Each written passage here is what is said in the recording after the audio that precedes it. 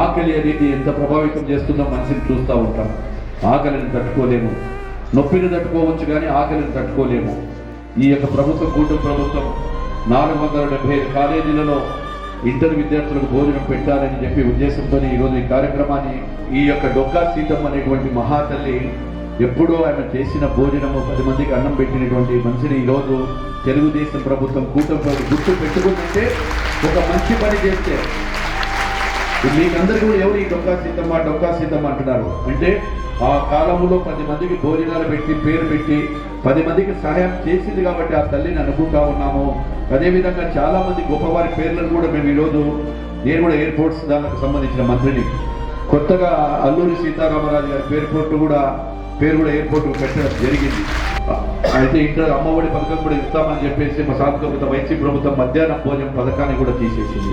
అంటే 1000 కోట్ల రూపాయలు ఉన్నా ఎన్ని ఖర్చు పెట్టినా ఒకరికి ఆకలి తీర్చాలి, ఆకలి అనేటువంటి ఉద్దేశంతోనే మళ్ళీ ఈ యొక్క కార్యక్రమాన్ని పునరుద్ధరించడం జరిగింది. ఈ యొక్క కార్యక్రమానికి రూపకల్ప అయినటువంటి పిలిపేరినటువంటి మా లోకేష్ బాబు గారికి, కూటమి ప్రభుత్వం అయినటువంటి మా ముఖ్యమంత్రి చంద్రబాబు నాయుడు గారికి ఈ యొక్క సందర్భంగా మా విద్యార్థుల తరఫున కూడా ముఖ్యంగా లోకేష్ బాబు గారికి ప్రత్యేకమైనటువంటి ధన్యవాదాలు తెలియజేస్తూ